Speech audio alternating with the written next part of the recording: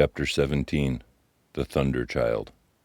Had the Martians aimed only at destruction, they might, on Monday, have annihilated the entire population of London, as it spread itself slowly through the home countries, not only along the road through Barnet, but also through Edgware and Waltham Abbey, and along the roads eastward to the South End and Shoeburyness, and south of the Thames to Deal the Broadshires, poured the same frantic tout. If one could have hung that June morning in a balloon in the blazing blue above London, every northward and eastward road running out of the tangled maze of streets would have seemed stippled black with the streaming fugitives, each dot a human agony of terror and physical distress. I have set forth at length the last chapter of my brother's account of the road through Chipping Barnet, in order that my readers may realize how that swarming of black dots appeared to one of those concerned. Never before in the history of the world had such a mass of human beings moved and suffered together. The legendary hosts of Goths and Huns, the hugest armies Asia had ever seen, would have been but a drop in that current. And this was no disciplined march. It was a stampede gigantic and terrible, without order and without goal, 6 million people unarmed and unprovisioned, driving headlong. It was the beginning of the rout of civilization, of the massacre of mankind. Directly below him the balloonist would have seen the network of streets far and wide, houses, churches, squares, crescents, gardens, already derelict, spread out like a huge map, and in the southward blotted, over Ealing, Richmond, Wimbledon, it would have been seemed as if some monstrous pen had flung ink upon the chart. Steadily, incessantly, each black splash grew and spread, shooting out ramifications this way and that, now banking itself against the rising ground, now pouring swiftly over the crest and to a new-found valley, exactly as a gout of ink would spread itself upon the blotting paper. And beyond, over the blue hills that rise southward of the river, the glittering Martians went to and fro, calmly and methodically spreading their poison cloud over this patch of country and then over that, laying it again with their stream jets when it had severed its purpose, and taking possession of the conquered country. They do not seem to have aimed at extermination as much as complete demoralization and the destruction of any opposition. They exploded any stores of powder they came upon, cut every telegraph, and wrecked the railways here and there. They were hamstringing mankind. They seemed in no hurry to extend the field of their operations, and did not come beyond the central part of London all that day. It is possible that a very considerable number of people in London struck to their houses through Monday morning. Certain it is that many died at home suffocated by the black smoke. Until about midday, the Pool of London was an astonishing scene. Steamboats and shipping of all sorts lay there, tempted by the enormous sums of money offered by fugitives, and it is said that many who swam out to the vessels were thrust off with boat-hooks and drowned.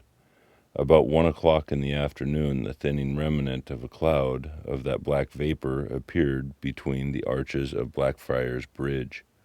At that, the pool became a scene of mad confusion, fighting, and collision, and for some time a multitude of boats and barges jammed in the northern arch of the Tower Bridge, and the sailors and lighter men had to fight savagely against the people who swarmed upon them from the riverfront. People were actually clambering down the piers of the bridge from above. When an hour later a Martian appeared beyond the clock tower and waded down the river, nothing but wreckage floated above Limehouse. Of the falling of the 5th cylinder I have presently to tell. The 6th star fell at Wimbledon.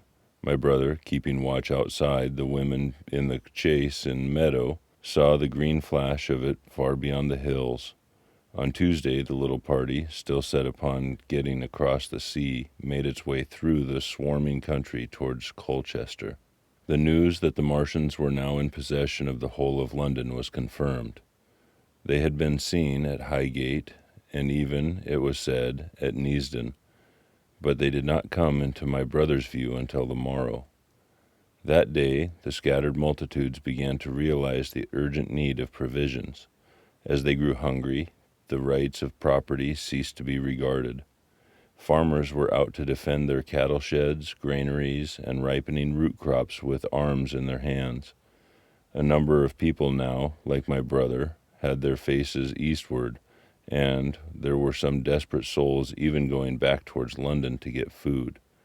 These were chiefly people from the northern suburbs, whose knowledge of the black smoke came by hearsay. They heard that about half the members of the government had gathered at Birmingham, and that enormous quantities of high explosives were being prepared to be used in automatic mines across the Midland counties.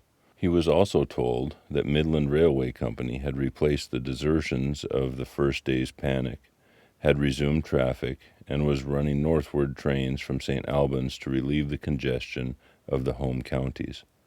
There was also a placard in Chipping Ongar announcing that large stores of flour were available in the northern towns, and that within 24 hours bread would be distributed among the starving people in the neighborhood.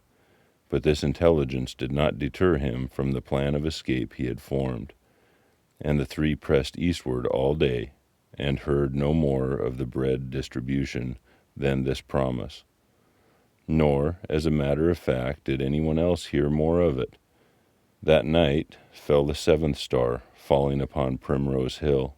It fell while Miss Elphinstone was watching, for she took that duty alternately with my brother. She saw it.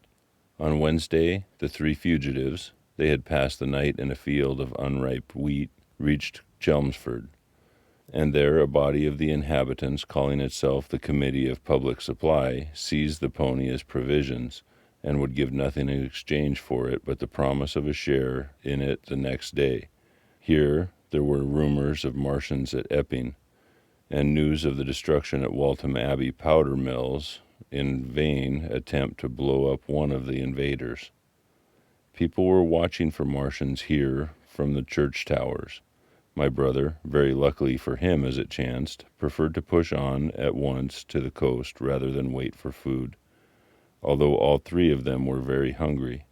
By midday they passed through Tillingham, which, strangely enough, seemed to be quite silent and deserted, save for a few furtive plunderers hunting for food. Near Tillingham they suddenly came in sight of the sea, and the most amazing crowd of shipping of all sorts that it is possible to imagine. For after the sailors could no longer come up from the Thames, they came on to Essex coast, to Hardwich and Walton and Clacton, and afterwards to Foulness and to Shoebury, to bring off the people. They lay in a huge sickle-shaped curve that vanished into the midst at last towards the Naze. Close inshore was a multitude of fishing smacks, English, Scotch, French, Dutch, and Swedish. Steam launches from the Thames, yachts, electric boats, and beyond were ships of large burden, a multitude of filthy colliers, trim merchantmen, cattle ships, passenger boats, petroleum tanks, ocean tramps, and an old white transport even, neat white and gray liners from the Southampton and Hamburg, and along the blue coast, across the Blackberry water, my brother could make out dimly a dense swarm of boats chaffering with the people at the beach, a swarm which also extended up the Blackwater almost to Malden. About a couple miles out lay an ironclad, very low in the water, almost to my brother's perception, like a waterlogged ship. This was the Thunder Child. It was the only warship in sight, but far away to the right over the smooth surface of the sea. For that day there was a dead calm, lay a serpent of black smoke to mark the next ironclads of the Channel's fleet, which hovered in an extended line, steam up and ready for action, across the Thames estuary during the course of the Martian conquest, vigilant and yet powerless to prevent it. At the sight of the sea, Mrs. Elphinstone, in spite of the assurances of her sister-in-law, gave way to panic. She had never been out of England before. She would rather die than trust herself friendless in a foreign country, and so forth. She seemed, poor woman, to imagine that the French and the Martians might prove very similar. She had been growing increasingly hysterical, fearful, and depressed during the 2 days' journeyings. Her great idea was to return to Stanmore. Things had always been well and safe at Stanmore. They could find George at Stanmore. It was with great difficulty they could get her down to the beach, where presently my brother succeeded in attracting the attention of some men on a paddle steamer from the Thames. They sent a boat and drove a bargain for £36 for the three. The steamer was going, these men said, to Ostend. It was about 2 o'clock when my brother, having paid their fares at the gangway, found himself safely aboard the steamboat with the charges. There was food aboard, albeit at exorbitant prices, and the three of them contrived to eat meal on one of the seats forward. There were already a couple of score of passengers aboard, some of whom who had expended their last money in securing a passage, but the captain lay off the Blackwater until 5 in the afternoon, picking up passengers until the seated decks were even dangerously crowded. He would probably have remained longer had it not been for the sound of guns that began about that hour in the south.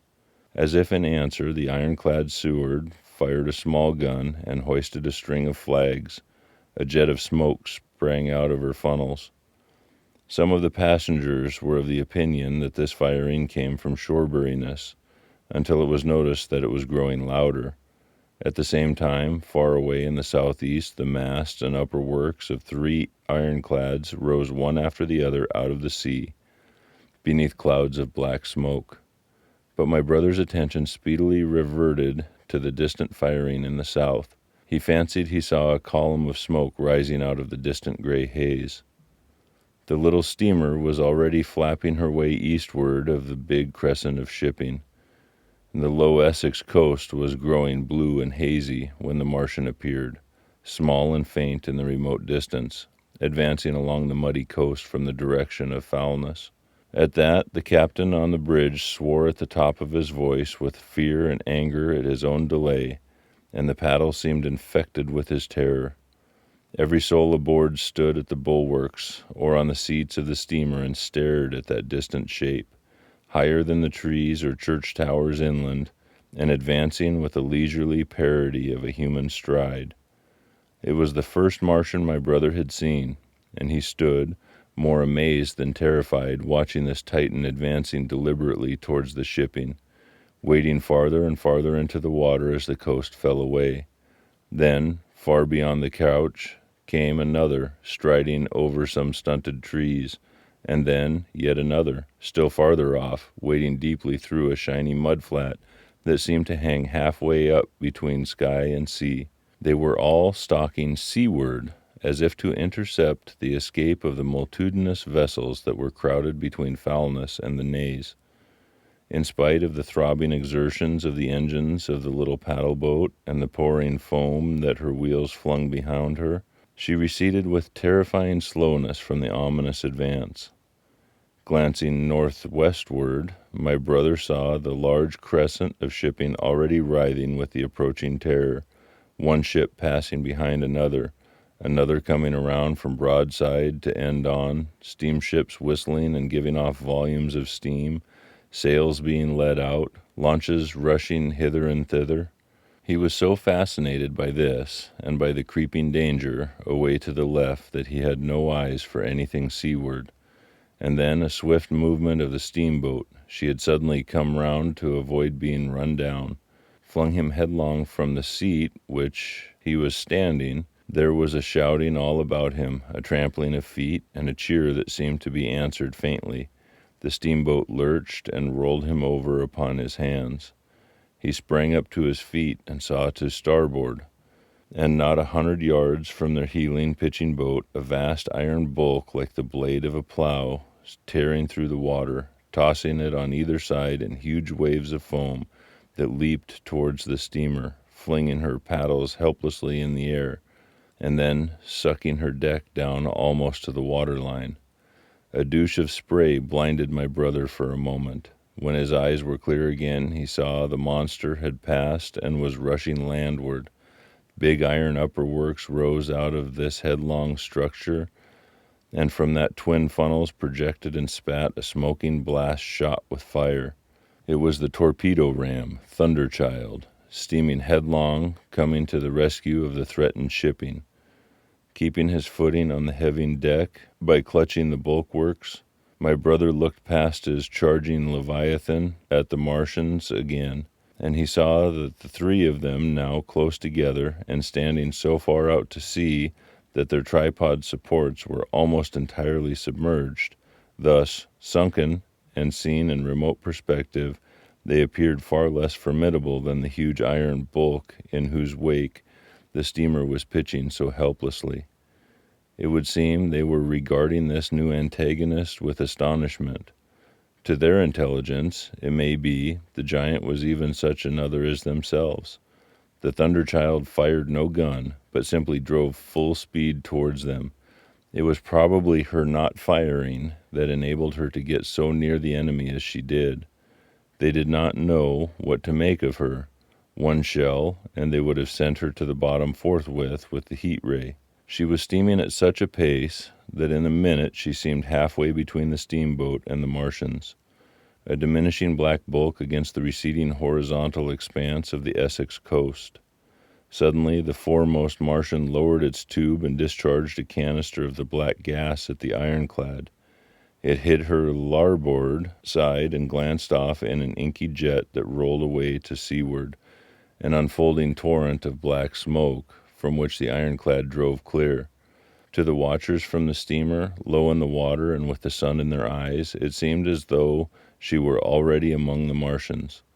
They saw the gaunt figures separating and rising out of the water as they retreated shoreward, and one of them raised a camera-like generator of the heat ray. He held it pointing obliquely downward, and a bank of steam sprang out from the water as its touch. It must have driven through the iron of the ship's side like a white-hot iron through rod paper. A flicker of flame went up through the rising steam, and the Martian reeled and staggered. In another moment he was cut down, and a great body of water and steam shot high in the air. The guns of the Thunderchild sounded through the reek, going off one after the other, and one shot splashed the water high close by the steamer, ricocheted toward the other flying ships to the north, and smashed a smack to matchwood. But no one heeded that very much. At the sight of the Martian's collapse, the captain on the bridge yelled inarticulately, and all the crowding passengers on the steamer's stern shouted together. And then they yelled again, for surging out beyond the white tumult drove something long and black, the flames streaming from its middle parts, its ventilators and funnels spouting fire. She was alive still. The steering gear, it seems, was intact and her engines working. She headed straight for a second Martian, and it was within 100 yards of him when the heat ray came to bear. Then, with a violent thud, a blinding flash, her decks, her funnels leaped upward. The Martian staggered with the violence of her explosion, and in another moment the flaming wreckage, still driving forward with the impetus of its pace, had struck him and crumpled him up like a thing of cardboard. My brother shouted involuntarily. A boiling tumult of steam hit everything again. "Two!" yelled the captain. Everyone was shouting. The whole steamer, from end to end, rang with the frantic cheering that was taken up first by one and then by all in the crowding multitude of ships and boats that was driving out to sea. The steam hung upon the water for many minutes, hiding the third Martian and the coast together, and all this time the boat was paddling steadily out to sea and away from the fight. And when the last confusion cleared, the drifting bank of black vapor intervened, and nothing of the Thunderchild could be made out, nor could the third Martian be seen. But the ironclads to seaward were now quite close, and standing in toward shore past the steamboat. The little vessel continued to beat its way seaward, and the ironclads receded slowly towards the coast, which was hidden still by a marbled bank of vapor, part steam, part black gas, eddying and combining in the strangest way. The fleet of refugees was scattering to the northeast.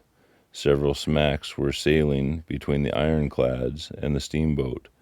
After a time, and before they reached the sinking cloud bank, the warships turned northward, and then abruptly went about and passed into the thickening haze of evening southward. The coast grew faint, and at last indistinguishable amid the low banks of clouds that were gathering about the sinking sun. Then suddenly out of the golden haze of the sunset came the vibration of guns, and a form of black shadows moving. Everyone struggled to the rail of the steamer and peered into the blinding furnace of the west, but nothing was to be distinguished clearly. A mass of smoke rose slanting and barred the face of the sun. The steamboat throbbed on its way, an interminable suspense. The sun sank into gray clouds, the sky flushed and darkened, the evening star trembled into sight. It was deep twilight when the captain cried out and pointed. My brother strained his eyes. Something rushed up into the sky out of the grayness, rushed slantingly upward and very swiftly into the luminous clearness above the clouds in the western sky. Something flat and broad and very large that swept around in a vast curve, grew smaller, sank slowly, and vanished again into the gray mystery of the night. And as it flew, it rained down darkness upon the land.